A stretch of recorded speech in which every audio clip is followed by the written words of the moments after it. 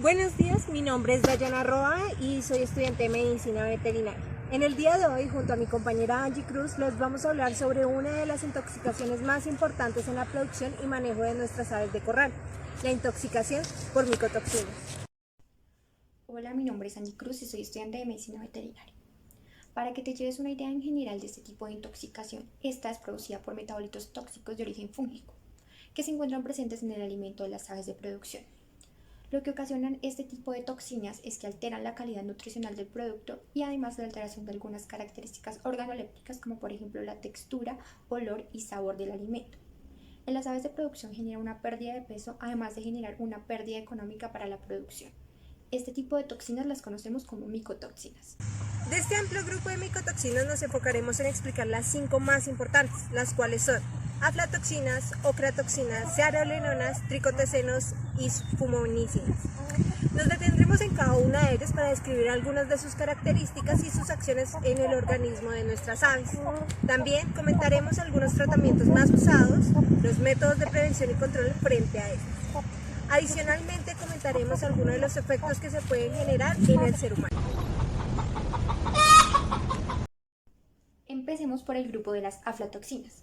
Este tipo de micotoxinas son producidas por cepas toxigénicas de hongos como Aspergillus flavus y Aspergillus parasiticus. Estos producen aflatoxinas de tipo B1, B2, G1 y G2. De estas, la que se encuentra en mayor concentración es la B1 y generalmente podemos encontrar este tipo de micotoxinas en alimentos como cereales, granos y algunos productos derivados. El mecanismo de acción de las aflatoxinas sobre las aves inicia cuando son consumidas y posteriormente son absorbidas en el tracto gastrointestinal. Desde allí pasan al torrente sanguíneo que las deposita en el hígado, riñones, canales biliares y sistema nervioso, siendo el hígado el órgano diana de excelencia, y en donde se presentan lesiones muy serias. Debido al mecanismo de acción, algunos de los signos y síntomas que podemos observar asociados a este tipo de micotoxina son anorexia, debilidad, pérdida de peso, estrés, ictericia, enteritis hemorrágica, dificultad para absorber el alimento, y esto se va a ver reflejado en la materia fecal de los animales con pequeñas partículas de alimento sin digerir, además de algunos problemas en la calidad del huevo, como por ejemplo el tamaño reducido, la cáscara blanda y la calidad de la yema cambia con respecto a su coloración y tamaño. Esto se ve reflejado debido a la alteración que se presenta en la síntesis de lípidos y proteínas. Continuamos con la ocratoxina, más específicamente la ocratoxina A, la cual es producida por determinadas especies de hongos. Por ejemplo, el género Aspergillus, dada principalmente en zonas tropicales. Otro, por ejemplo, es el Penicillium verrucoso, que es especialmente de zonas de clima templado. Estos tipos de hongos son comúnmente encontrados en los suelos y en casi el 50% de los alimentos, como el maíz, el trigo y el arroz. La ocratoxina es absorbida en el sistema digestivo, para ser más específicos en el intestino delgado. De allí pasa a la sangre y luego será transportada hacia los riñones, donde tiene un alto potencial nefrotóxico, ya que afecta principalmente a los túbulos contorneados proximales.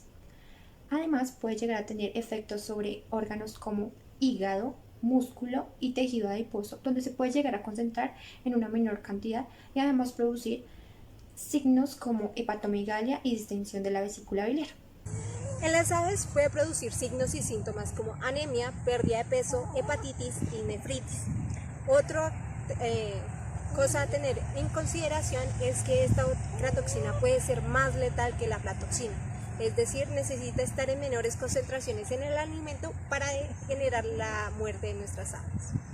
Además de esto, se ha logrado demostrar que puede tener un efecto carcinógeno. En cuanto a los tricotecenos, los más representativos de este grupo son T2, diacetoxicserpenol o DAS, y la vomitoxina, también conocida como DON.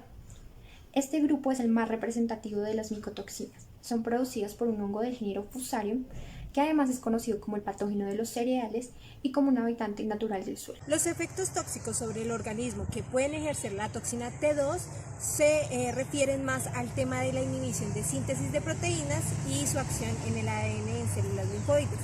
ya que así genera signos y síntomas como lo son lesiones de la mucosa oral, necrosis de los tejidos, pérdida de peso, también trastornos nerviosos y necrosis de ciertos tejidos linfoides. Además de eso, vamos a tener un menor consumo del alimento y un emplumado anormal en las aves. Se podría considerar que las aves son altamente resistentes a la toxina DON, ya que incluso en una concentración de 8 partes por millón en el alimento, esta toxina no ha llegado a generar lesiones en las aves. A diferencia de las toxinas T2 y DAS, estas pueden llegar a presentar lesiones en la mucosa oral de pollos de corta edad a una concentración de 1 parte por millón. Las fumonicinas son micotoxinas producidas por el hongo Fusarium, donde la fumonicina B1 es la más importante. La intoxicación producirá efectos carcinogénicos, neurotóxicos y hepatotóxicos, los cuales conllevan a que el ave presente debilidad, lesiones de la mucosa oral, pérdida de peso y acumulación de líquido a nivel abdominal. Esta micotoxina tiende a presentarse en alimentos como el maíz. Para finalizar con este grupo de las micotoxinas, vamos a hablar sobre la cereulona. Esta generalmente se encuentra en alimentos como el trigo, maíz, arroz y cebada. En menor medida la podemos encontrar en alimentos como cereales y materias primas de origen vegetal. La acción que van a ejercer estas micotoxinas sobre el organismo de los animales será una mimetización de los estrógenos. En las hembras va a causar una hipertrofia del oviducto, en los machos va a generar una atrofia testicular y una infiltración grasa. Generalmente estos signos son muy raros de encontrar en los animales, por ello se considera a este grupo de micotoxinas como la menos tóxica de todas. Este tipo de intoxicaciones se trata con agentes como el carbón activado, que una vez al administrarse al animal reducirá la absorción de las micotoxinas y evitará su distribución por sangre y órganos. Existen otros métodos como la amonificación como estrategia de control para el crecimiento de los hongos en la comida o el concentrado de nuestras aves. Únicamente se dará uso en las zonas de almacenamiento. Algunos de los métodos que se pueden usar para la prevención y control y evitar la presencia de hongos en los alimentos son: primero, usar semillas que sean altamente resistentes a los hongos toxigénicos. Segundo, hacer una buena rotación de cultivos. Tercero, realizar un secado adecuado para evitar el apilamiento de productos húmedos, lo cual hace favorable el crecimiento de los hongos. Cuarto, tomar medidas de control con respecto a la desinfección de las zonas de almacenamiento y transporte, ya sean por medios químicos, físicos o biológicos o la combinación de estos tres. 5. Garantizar que se proteja de la lluvia y la humedad el alimento y la materia prima, y también tener en cuenta que se debe evitar el acceso de roedores, aves e insectos a las zonas donde se almacenen las materias primas y el alimento. 6. Garantizar que haya una ventilación buena y constante de las zonas de almacenamiento para mantener condiciones como la temperatura y la aireación de los productos. Adicionalmente hay que tener en cuenta los efectos que pueden generar estas micotoxinas en los humanos. En el caso de la aflatoxina B1 se presentan cuadros de ictericia, vómito, dolor abdominal e insuficiencia hepática, provocando de esta manera la muerte. En el caso de la aflatoxina A pueden generar insuficiencia renal crónica. En esto se han evidenciado altos riesgos de padecer cáncer. Ya los tricotesenos se caracterizan por producir una intoxicación conocida como aleuquia tóxica alimentaria, donde se observa una inflamación de la piel, vómitos, sangrado de la nariz, de la boca y a nivel vaginal. Esto puede llegar a tener altos niveles o tasas de mortalidad. Ya las fumonicinas B1 tienen un efecto más nefro y gastrotóxico, manifestando vómito, diarrea, dolor abdominal y deshidratación. También se ha llegado a asociar con cáncer esofágico. Por último, la micotoxina cearolenona.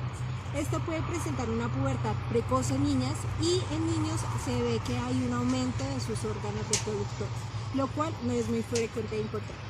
Debes tener en cuenta que la prevención es fundamental para evitar que se presenten este tipo de intoxicaciones en las aves. Por ello se debe garantizar que el alimento sea inocuo y de calidad, y que en cada uno de sus procesos se manejen bajo condiciones óptimas.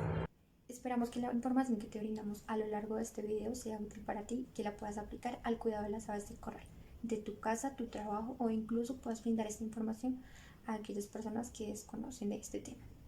Es importante que tengas en cuenta que la medicina poblacional se trata de la prevención, y que para los problemas de la salud animal siempre será mejor acudir al médico veterinario. Muchas gracias.